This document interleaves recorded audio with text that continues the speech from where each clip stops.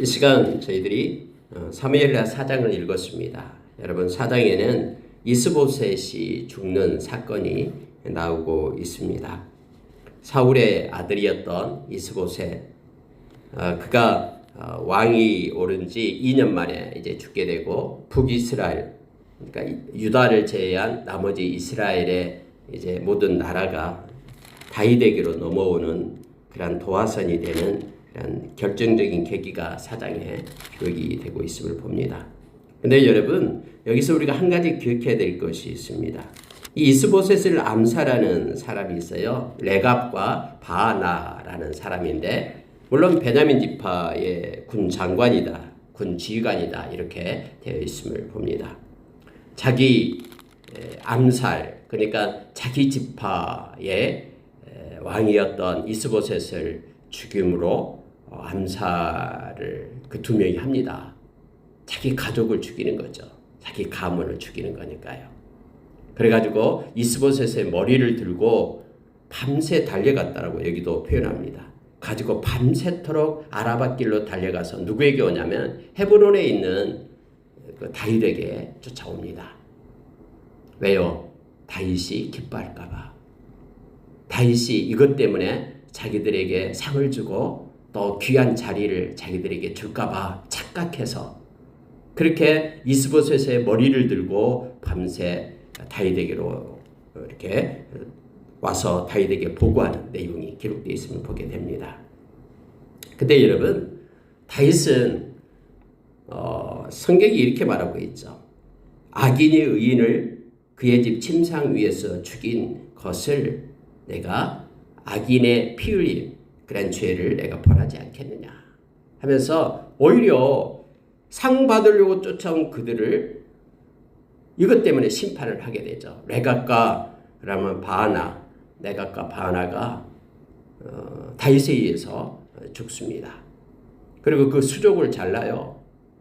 그리고 몸을 성경에 보니까는 헤브론 못가에 매달았다 이렇게 되어 있습니다. 왜냐하면 많은 사람들이 보라 이거예요. 많은 사람들이 바로 이스보셋을 죽인 레갑과 바하나, 그들의 죄를 보라라고 못가에 매달아놨다라고 성경은 말하고 있음을 보게 됩니다. 이런 무서운 사건이 바로 이 4장에 나오고 있습니다. 그런데 여러분, 이 사건은 우리에게 많은 것을 생각하게 합니다. 여러분, 때로는 여기에 나온 이 레갑과 바하나처럼 우리도 인생을 착각하면서 살아갈 수 있다는 것을 알게 합니다. 인생의 목적이 뭔지 우리가 이 세상 끝나고 나서 하나님 앞에서 결산해야 되는데, 우리가 잘 알다시피 로마서 14장 10절에 하나님의 심판대, 고린도후서 5장 10절에 그리스도의 심판대, 그리고 여러분 요한계시록 20장에 보면은 백보자의 심판대 앞에 모든 사람이 서서 그들이 이 땅에서 행한 일을 가지고 하나님 앞에서, 그리스도 앞에서 모든 그러한 하늘의 군사들, 하늘의 군대 앞에서 그렇게 심판을 받게 된다라는 사실을 우리가 기억을 해야 됩니다. 히브리서 9장 27절에 한 번 죽는 것은 정해져 있다고 말하죠. 그리고 후에는 심판이 있습니다. 그런데 만약에 여러분 하나님 앞에 섰을 때에, 독대할 때에 하나님이 행하시는 심판 기준에 대해서 우리가 알지 못한다 그러면은 우리는 낭패를 보게 될 겁니다. 여러분 보십시오. 이 레갑과 바하나가 다윗이 기뻐할 줄 알고 자기를 해하려고 그렇게 애썼던 사울의 아들이었기 때문에, 그리고 두 왕조가 있었는데 이제 사울 왕가의 마지막 왕이었던 이스보셋을 죽여서 가지고 오니까 사울이 기뻐할 줄 알고 그렇게 목을 잘라가지고 밤새도록 그걸 들고 기쁨으로 막 쫓아왔잖아요. 그런데 막상 다윗 앞에 서니까 내가 악인이 의인을 죽이는 것을 내가 가만두고 보겠느냐 하면서 오히려 그 죄를 물어서 처형을 당하거든요. 여러분, 만약에 우리가 이 세상에서 행했던 일이 하나님이 기뻐하실 것이다, 하나님 앞에 섰을 때 하나님이 상 주실 것이다 라고 자기 생각으로 착각해서 살다가 이 세상 끝나고 하나님 앞에 섰을 때에 하나님의 심판 기준에 그 잣대에 비춰보니까 이게 우리가 인생의 목적이 이게 아니거든요. 헛된 인생을 살았거든요. 그리고 하나님 앞에 심판받고 책망받을 수 있다는 것을 우리가 기억을 해야 됩니다. 그래서 우리들은 이 세상 살아갈 때 우리 마음대로 자의적인 해석으로 우리가 정해가지고 하나님을 섬기고 믿고 살아가는 것이 아니라 성경에서 말한 하나님께서 기뻐하는 것이 무엇인지, 하나님이 원하는 것이 무엇인지를 성경에 기록해놓고 우리로 하여금 있게 하셨거든요. 그래서 성경에 예수님께서 그렇게 말씀하셨죠. 마지막 때에 너희들을 심판하는 것은 말씀이 너희들을 심판할 것이다. 그래서 예수 믿는 저와 여러분의 이 기준이 뭐냐면 바로 말씀이에요. 말씀이 말한 하나님을 우리가 섬겨야 되고요. 말씀이 말하고 있는 예수 그리스도를 우리가 믿고 따르는 제자가 되어야 됨을 알게 합니다. 말씀에서 하지 말아야 될 것은 하지 말고 말씀에서 하라라고 명령한 것은 기쁨으로 행하는 것이 하나님 앞에 섰을 때에 상받고 칭찬받는 일임을 성경 우리에게 가르쳐주고 있죠. 그래서 베드로 사도는 베드로 사도가 죽기 전에 베드로후서 3장 18절에서 너희는 그리스도의 은혜 안에서 자라가고 그리스도를 아는 지식에서 자라가라 라고 말합니다. 예수님을 아는 지식이 어디 있습니까? 바로 하나님의 말씀 속에 있음을 우리는 너무나 잘 압니다. 말씀을 따라 순종하는 것이 믿음입니다. 그래서 베드로 사도는 또 베드로전서 1장 7절에서 우리가 이 세상 마칠 때에 믿음으로 산 것, 그것이 하나님 앞에서 가장 존귀하고 보배로워서 하나님 앞에 섰을 때 하나님 우리를 칭찬하고 하나님 우리를 존귀케 하고 하나님 우리에게 영광을 준다라고 우리에게 가르칩니다. 이 땅에서 믿음으로 살아가는 것, 그것처럼 보배롭고 존귀한 것이 없다라는 것을 우리로 성경은 가르쳐줍니다. 그럼 믿음으로 산다는 게 뭡니까? 하나님의 말씀을 따라 사는 것임을 성경은 우리에게 알게 합니다. 여러분 여기에 나온 것 한 가지, 두 가지만 우리가 기억을 하고요. 기도하는 시간 갖겠습니다. 사장은 아주 짧습니다. 이스보셋이 살해당하는 장면을 상세하게 기록하고 있음을 보게 됩니다. 그런데 거기에 앞서서 여러분 4절에 보니까 요나단의 아들 무비보셋이 등장을 합니다. 갑자기 이스보셋, 왕 이스보셋에 대해서 얘기하다가 요나단, 다윗과 의형제를 맺고 서로 우정이 지극했던 그런 요나단, 그리고 요나단과 서로 약속을 했잖아요. 우리 가문을 너는 살려내라 하면서 서로 약속에 언약을 했던 약속이 있는 그런 요나단의 가정의 4절에 이 내용이 나옵니다. 사울의 아들 요나단에게 다리 저는 아들 하나가 있었으니 이름은 무비보셋이라.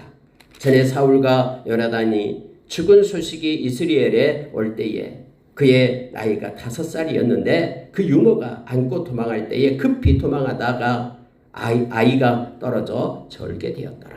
다리 전 그런 요나단이 있었다라는 거예요. 요나단의 아들 무비보셋이 있었다라는 거예요.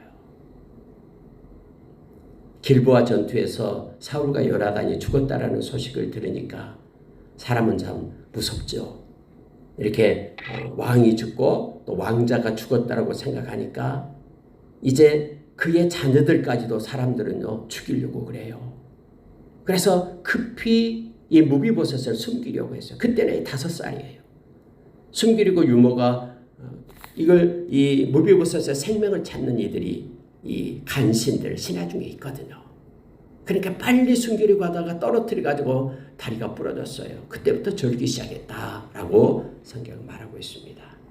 근데 다음에 무비보셋을 이 다윗이 왕자처럼 그렇게 자기 궁으로 데려와서 그 왕궁에 밥을 먹게 하고 그렇게 대우하는 것을 보게 됩니다. 왜요? 약속 때문에, 요나단과의 약속 때문에 이와 같은 일을 하게 됨을 보게 됩니다.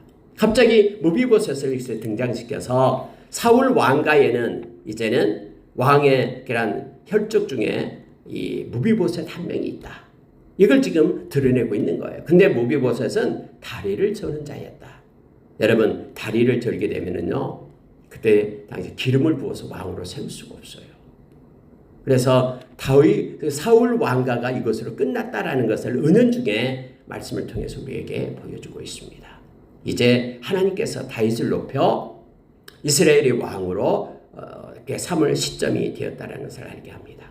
여러분, 하나님은요, 그 다윗의 손에 피를 묻혀가지고 사울의 왕관을 그렇게 없애는 게 아니었어요. 하나님은 기름 부으면은 다윗과는 상관없이 하나님께서 다 일하시고 계심을 우리에게 알게 합니다. 그러니 다윗처럼 우리도 모든 것들을 하나님께 맡기면 하나님께서 하나님의 방법과 하나님의 때에 이루시고 성취하시는 하나님 되심을 우리가 기억하기를 원합니다.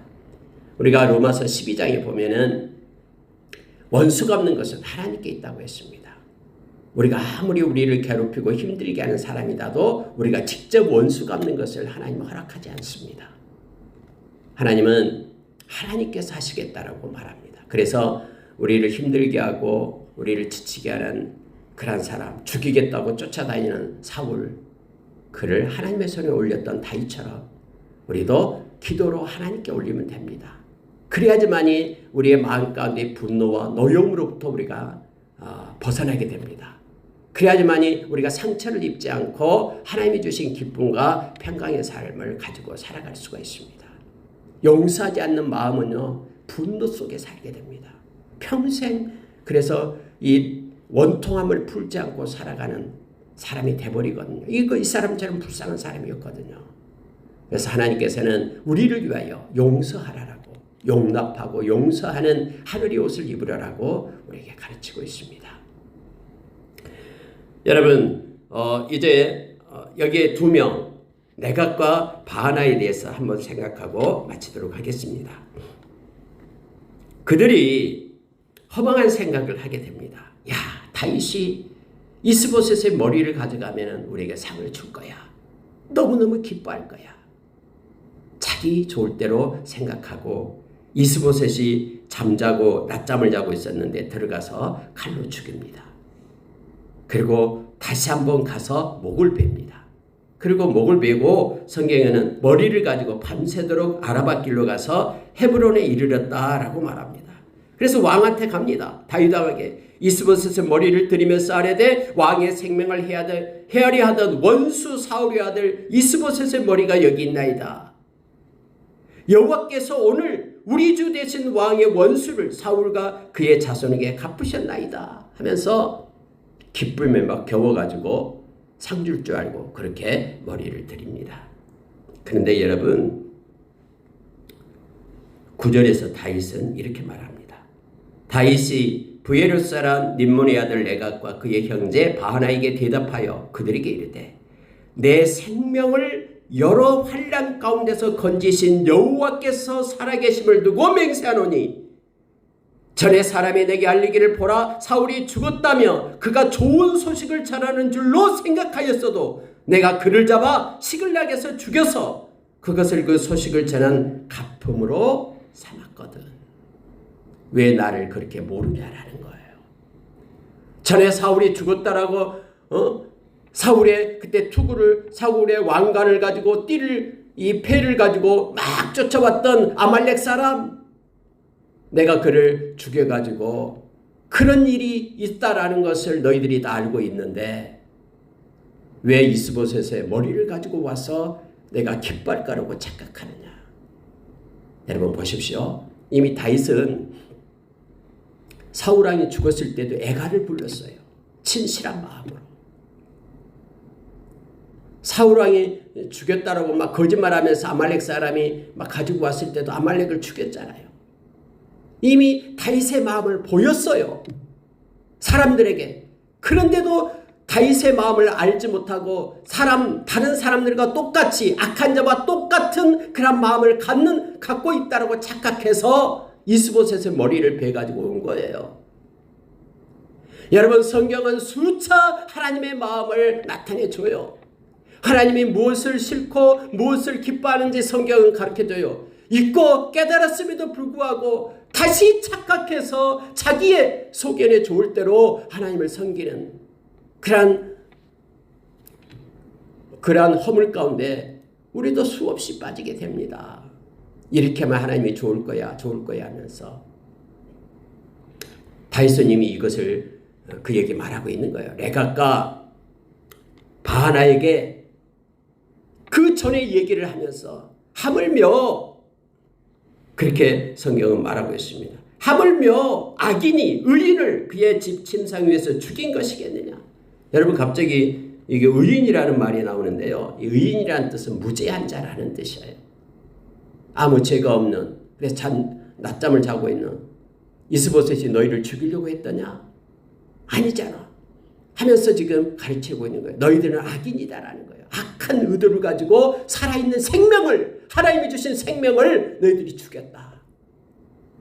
이스보셋은 그냥 잠만 자고 있었잖냐. 그런데 너희들이 슬며시 들어가서 악한 의도를 가지고 그의 생명을, 하나님이 주신 생명을 너희들이 해왔다. 그래서 너희들이 악인들이다. 하나님을 대신해서 이제 여러분 성경에 그렇게 말하고 있죠.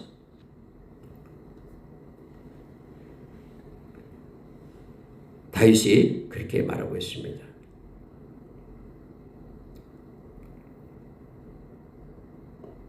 환난 가운데서 건지신 여호와께서 살아계심을 두고 맹세하노니, 내 생명을 여러 환난 가운데서 건지신 하나님 여호와께서 살아계심을 두고 맹세하노니, 이 말은 하나님의 마음으로 내가 너희를 처벌하겠다라고, 심판하겠다라고 말하고 있습니다. 그래서 청년들에게 명령하니까 청년들이 그들을 죽였고 수족을 베어 헤브론 못가에 매달고 이스보셋의 머리를 가져다가 헤브론에서 아브넬의 무덤에 매장하였더라. 이렇게 해서 사장이 끝나고 있음을 보게 됩니다. 여러분, 수족을 베었다. 이게 바로 심판의 모습이죠. 손과 발이 악한 짓을 했다라는 거예요. 손으로 잠자고 있는 사람을 죽여가지고 그의 머리를 베어 왔는 이 손과 발. 그래서 손과 발을 잘라서 몸뚱이를 이렇게 헤브론 못가에 매달았다. 매달다는 게 뭐 수족을 매달았다 이런 뜻이 아니에요. 몸을 매단 겁니다. 사람들로 하여금 생명은 하나님께 속했고 이 생명을 해하는 악한 자의 모습을 보라는, 악의를 가지고 행하는 이들의 죄를 보라 하면서 매달아 두었다라고 성경은 말하고 있습니다. 말씀을 마치겠습니다. 특히 4장에서는요. 우리가 착각한 인생을 살지 말자라는 거예요. 그러려면 우리는 하나님의 마음과 뜻과 하나님의 눈을 알아야 됩니다. 그런데 이것은 성령이 아니고서는 우리가 알 수가 없어요. 고린도전서 2장 8절 이하에 나오고 있죠.